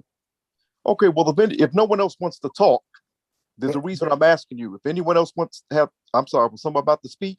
Yes, that's brother Campbell. Go ahead, brother. Yes, go ahead, Doctor. From Jackson, Mississippi. I just wanted to just point out, me as being a leader, I think we have to lead from the front, and that's very important for us to make sure we support the next generation. So on this call tonight, I don't know if the young lady wants to speak, but her name is Robin Knox. She is actually hosting a Juneteenth in downtown Jackson at Smith Park. This will be her first event that she's actually going to host as it relates to Juneteenth. And it's very important that when we are call ourselves liberators, we're able to bring a new crop of young energy that will come forth and understand the why they're doing what they're doing. And then we need to assist them and support them in their effort. So I wanted the sister to come on just to let the family know what she's doing downtown Jackson and how important Juneteenth is for the next generation, if the sister wouldn't mind coming on. Hey y'all, my name is Robin Knox. Thank you, Coach Campbell, for introducing me to everyone. I've just been, soaking everything in. This is my first time being on the call, being invited by Coach Campbell. When I met him, it was a great experience. I was actually in downtown Jackson at the youth assembly that the mayor's wife, Miss Lumumba, had for the youth in the city of Jackson, and she brought the youth together to, zone in on the issues that are present in Jackson. I heard a young lady on this call. She was talking earlier with the Black Panther Party of Mississippi. I forgot. I'm not sure. Correct me if I'm wrong or anything, because I'm new. I'm still kind of getting familiar with everyone that's on the call and stuff like that. But I heard her talking about the violence here in Jackson. I'm not a Jackson, Mississippi native, but I did come here 5 years ago to attend Jackson State University, which I just finished this past April with my degree in business administration. And I do know that, from the time that I've been here, even before I came to Jackson, that was a huge concern for my parents and my family coming here was the crime rate. But since I've been here, I've met so many amazing people while I've been here in Jackson. Jackson has definitely played a vital role, an important role in who I am today. And me growing up and becoming a young lady and seeing the world for what it is and acknowledging, the flaws that we have within our Black community. Being here has inspired me to know that, there are, people within the community that, are doing great things, that are bringing, more of us together, like-minded people who want to make a difference in people's lives within our communities, because we're very much needed. I know Dr. Campbell, he's, don't let me get it wrong, but I know that you're into sociology and psychology, and I know that you're a therapist, and I know that mental health was also addressed in this meeting, and I feel like that is very important, especially to me, because it's personal for me. My first time going to mental health counseling was probably about 2 years ago. And I always tell people like it was one of the best things I feel like I ever did for myself. And sometimes you don't realize how much you need something until you actually have access to it, to the resource. So I feel like that's very important to promote in the Black community is mental health, because we have a lot of people within our, that we know personally, or, that we may interact with on a day-to-day basis that look like us, that, have mental health issues that, are not being addressed and adequately diagnosed and things of that nature. So with the Juneteenth event and everything that's going on, this week, throughout the week, I'm very inspired. I'm very excited. I'm very motivated.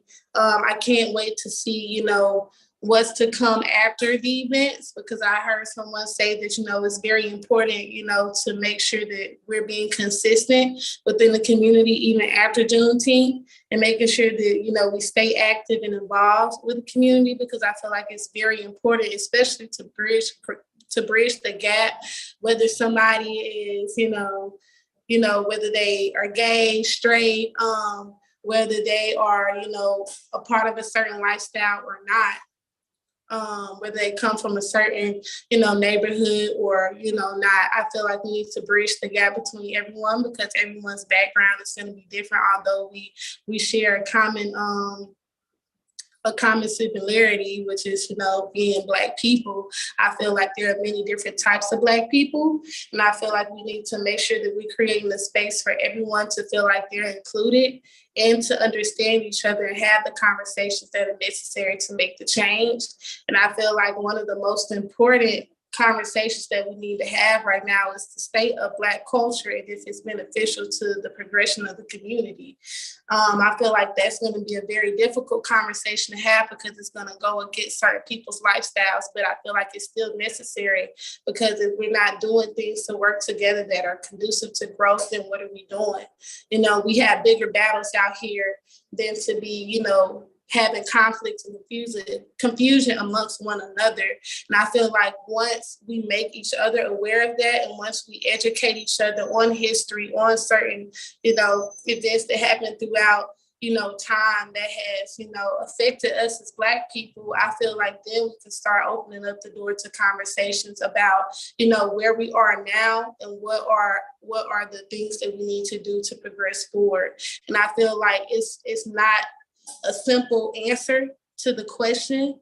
I feel like that's where the conversation part comes in. You have to figure out what people lack and what they need, and how, we can be of service to each other. So that's pretty much all I have to say. The event is Sunday, June 19th. It is going to be located at Smith Park from 12 o'clock noon to 7 p.m. So if anybody is in the area that wants to be involved, that wants to come out and network and contribute to the event, feel free to come out and support. And thank you, Coach Campbell, for inviting me on this call. I really enjoyed everyone's input so far, and I look forward to continuing to get on these calls with you all to have the conversations to promote change within the community. So that's all I have. Thank y'all. Oh, Black Power, listen, Queen, congratulations. And in the next minute, we have to hear from Minister Justice, but I got to ask you, beloved, are you going to graduate school? Am I going to graduate school? That has been something that I have definitely looked into for myself in the future, but right now I'm taking a break. And if I do, focus in finance. Okay, congratulations, beloved. We have, Black people, we have warrior queens, once again, who are involved in this movement. And this right here just goes to show you that despite what the media has been presenting to us, Black women and Black men are not at war with each other the way that they're saying it. Most of these social media sites and the media, you have Black men and Black women trashing each other. And as a journalist, I've been covering this for quite some time. So what we're going to do now, we're going to bring on Black Brother Minister Justice. He's going to give us a presentation as we wind down this Black Power rally, this pre-Juneteenth Black Power rally. Minister Justice. Yes, sir. Peace and power. Can you hear me, brother? Loud and clear. Okay, I was trying to get the brother Mentu to post the national street tribe mission statement and the national peace treaty, so I can let everybody see what I was about to talk about. You never told me nothing, brother, about that. Brother, I just inboxed it to you, brother. That's what I just inboxed it to you, brother. I'm on Malik's page right now, brother. I can't see that. Oh, right okay. now. Well, anyway, yes. Well, I'm gonna go ahead and read over the black codes that General Taco and myself came up with. This is like a after we signed the National Peace Treaty. These are some hood codes that we're gonna have that we want every street child to take back home in their communities and live by. You know what I'm saying? According to the Peace Treaty. Give me a second. Let me pull them up. Okay, can everybody still hear me? Loud and clear. Okay. Most definitely, brother. Go ahead. Okay, the nationwide street code, it says, know the code, it is for everyone. Community over individual. Street trials can be positive, you know what I'm saying? In order to do that, they must be organized and shit away from being self-destructive to self-productive. Okay, we call on all big homies, OGs from behind the prison walls to help support these codes. I said most street tribes have deep roots or origins in the Black Panthers or in the Black freedom struggle, and somehow lost their productive principles. Okay, it is our goal is to attempt to remind all hoods of that uplifting history. It's a cycle of bloody and Black self-destruction must end. There are some hoods that do not even remember the start of the conflict or issues. Hold on, brother. I can't hold on. I got a call. Phone went out. Screen went out. Okay, sorry about that, y'all. I said there are some hoods that do not even remember the start of the conflict or issue. No disrespect to nobody. It says, or what happened was so long ago. Hold on. What happened so long ago, we should be able to work out and compromise our solution for it now. Okay. It says with proper meditation, the only ones truly winning any of these hood wars is the racist police and the white man from locking us up and buying us. We must learn to react. We must learn to react to disrespect in any new way instead of responding with violence, which only results in funerals or grieving family members on both sides. We must meditation. Okay, that's it. Okay, now I'm gonna read over the it says, here are some major PowerPoints to help us bring a ceasefire. Number one, we do not kill one another. Number two, we do not steal from one another. Number three, we do not sell or offer drugs to one another. Number four, we must protect our own women and children first. Number five, we do not fight one another. Okay. Number six, dissing dead against, okay, hold on. Dissing dead against the code should be deemed cowardly to disrespect a op that's not around to defend themselves. Number seven, harming children against the code should not be forgiven. Number eight, all rape of women must be stopped. Number nine, elders must not do. Hold on. Elders must not be abused. Number 10, we must combine our dollars and buy collectively as a group. We look for every opportunity to start our own business, serving our needs of our people first. If you can run a hood, you can run a business. Buy up the block and own the hood, you claim. It says we must avoid selling our family homie to white. I can't even see that. I can't really see that. Hold on. Okay. Let me skip that because I can't really see it small. It says do your best to transform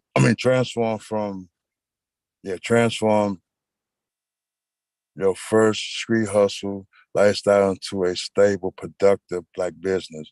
Number 11, do not disrespect or invade one another's hood. And there's so many more, brother, but I'm just gonna leave y'all with the 11.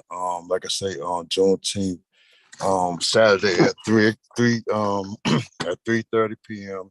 we'll be signing the national peace treaty in Jackson and Grove Park. So hopefully that will make history that day, to end the violence, the gun violence, etc. And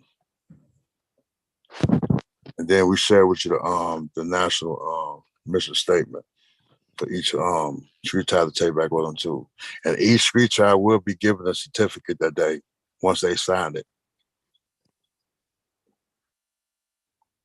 Okay, now, brother Minister Justice, is that the end of it? Yeah, brother, because I can't really, because I don't have it out on paper. I'm reading. No, that's fine, brother. No, listen, we got the gist. My eyes, brother, that's so I fine. can't really see the words and all that Justice, right now. Justice, brother, hello, Justice, we got the gist. So the reason I'm saying that, we're going to move this on as we get ready to wind down, but I'm going to remind people again, for people who are just now tuning in, that tomorrow tomorrow there will be 3 Juneteenth news conferences. Tomorrow, Tuesday, June 14th. Organizers will hold a news conference in Jackson at City Morgue at 11 a.m., then at Louds County Court in Columbus at 1 p.m., and then at the Devil's Punch Bowl at 3 p.m. I'm going to announce this again in case people are hearing it and not watching it. Tomorrow, the organizers for this weekend will be holding 3 news conferences centered around Juneteenth. Jackson at the City Morgue at 11 a.m., Louds County Court in Columbus at 1 p.m., and at the Devil's Punch Bowl at 3 p.m. And of course, I'm making sure for those of you who want to have information, please text the organizers at 202-699-1046. That is at 202-699-1046. And this is for the Juneteenth weekend beginning this Friday near Jackson, Mississippi. But it'll be from this Friday through Sunday. For those of you who have been tuning in tonight, this is the pre-Juneteenth Black Power Rally. And we've heard from some of the most staunchest and strong activists from across the Black nation. And I'm Dashawn Farad, but of course, you all greetings on behalf of Attorney Dr. Malik Zula Shabazz, who is the National Chairman of the New Black Panther Party, as well as the founding director of Black Lawyers for Justice. Both organizations are based in Washington, D.C. So as we get ready to wind down, okay, family, I want to thank you all for joining us. I'm going to shout various people out. Mintu, thank you very much for holding it down on the tech end. Sister Aset, Elder Jabu up there in Indianapolis, we know about them green apples. Well, Potts, Brother Lorenzo, Patrick, Brother General Mike. We also have our sister, we have another sister, Sisters of the Underground, powerful organizations of Black women, as well as the younger sister that just got her degree. We also want to thank our brother Andrew for joining us from the Jackson, if I heard him correctly, Jackson Association of Black Social Workers. I'm Dashawn Farad, and I'm making sure that we didn't leave anything out because now we have less than a minute before we sign off. Family, usually every Monday night, this is the Black Panther Liberation School from 7 p.m. to 9 p.m. Eastern. And of course, you'll get a lesson in political education, your history or our history, and other things. Of course, spirituality, that 10-point platform of the New Black Panther Party, as well as you'll be learning about other Black revolutionary movements from across the world. And family, even though this month is being called Pride Month, this is actually, before it was designated as Pride Month, it was designated as Black Music Month. So make sure that we're constantly pushing the music of our people that inspired a nation and literally inspired the world, African-American music, of course. And this is, once again, African-American Music Month, family. So thank you very much for tuning in. I'm Dashawn Farad, and we hope to see you this weekend in Jackson. Have a phenomenal week. Hotep Black Power. Hotep Black Power. Hotep Black Power. Black Power, Black Power, Black Power. Hold on, the chairman wants to speak again. Oh, the chairman's coming back on. Okay.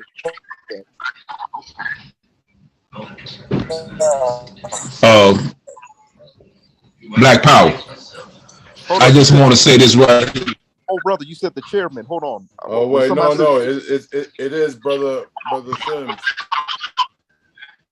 You said Attorney Brother Shabazz? Sims. Hello? Brother Sims is coming on. This is Chairman Lorenzo. This is Chairman Lorenzo of the Mississippi New Black Panther Party. The organization is coming to Mississippi, and we most definitely going to welcome you all. Lorenzo, hold on. Respectfully speaking, when someone said the chairman is coming on to keep the No, broadcast, it's the chairman brother, from Mississippi. Okay, brother, you gotta listen to what I'm saying. So hold on, brother. So you're saying, brother, that I have to stay on? We just closed the broadcast. I'm confused. Okay. All right. If we got to go, we got to go. But I just want to say I'm welcoming everybody to Mississippi, and we're going to have a good time. And like I said before, we just, we gotta embrace everybody that's coming, and we got to be willing to be able to sacrifice. Sometimes we have to sacrifice. And even if that's a life, sometimes we have to give up a life to save our people. And they're just being real. That's all the chairman want to say. That's what you got to say, brother? Yes, sir, brother. And everything is like I say it's Saturday or Sunday. Black Power. Black Power.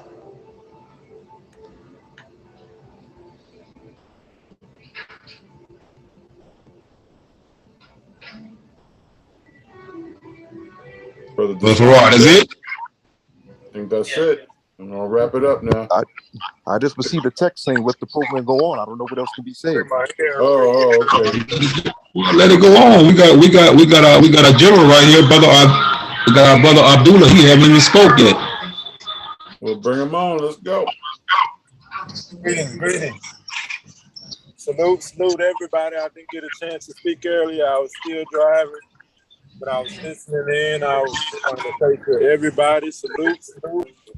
There's an echo. If hold on, if you're not speaking, can you mute your mic because there's an echo coming through.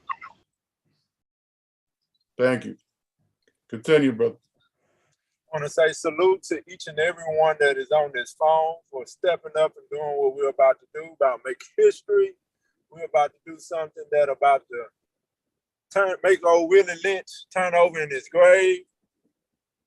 We're about to actually just do something that's going to change our lives.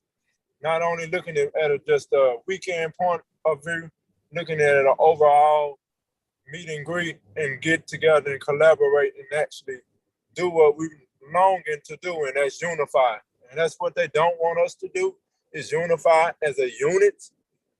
I want to say to each and every last one, if anything that I can do, y'all know I'm working diligently, but it's not about me, it's about us as a team working collectively, doing what we're about to do.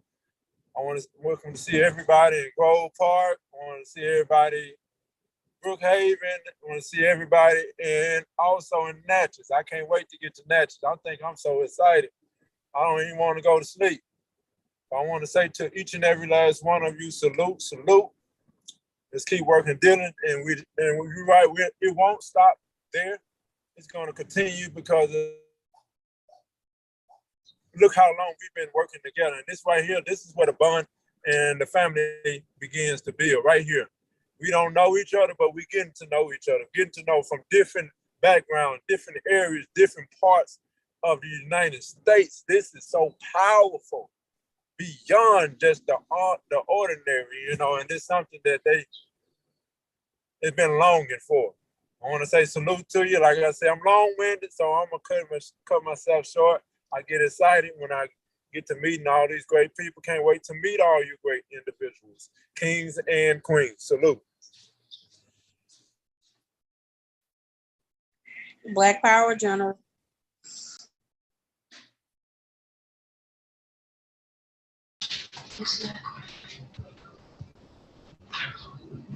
Tell me about Mississippi. Did you know?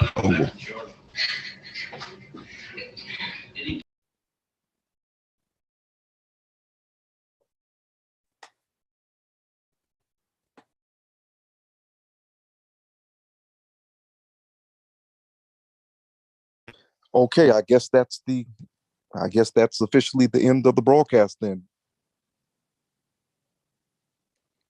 Black Power, is anyone on? Hello? Black Power.